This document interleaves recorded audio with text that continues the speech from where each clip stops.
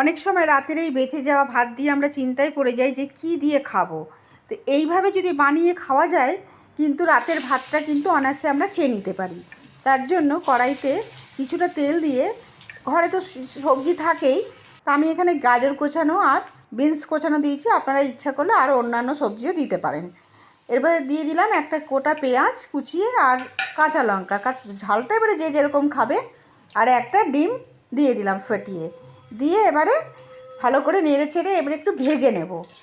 গাজরটাও সেদ্ধ হয়ে গেছে, বিনসটাও সেদ্ধ হয়ে গেছে, এবারে ভাতটাও দিয়ে দিলাম কড়াতে, দিয়ে কিছুই না, একটু ভালো করে একটু ভেজে নিতে হবে। এবারে আরেকটু নুন দিয়ে দিলাম, এর ধনেপাতা দিয়ে নেড়ে চেড়ে এবারে নামিয়ে নিলেই তৈরি হয়ে যাবে ভাত ভাজা। এটা কিন্তু খেতে কিন্তু অসাধারণ সুন্দর লাগে। একবার বানিয়ে আপনারা রিকোয়েস্ট করছি একবার খেয়ে দেখবেন, খুবই সুস্বাদু হয়। তো আজকে রেসিপিটা এইখানে।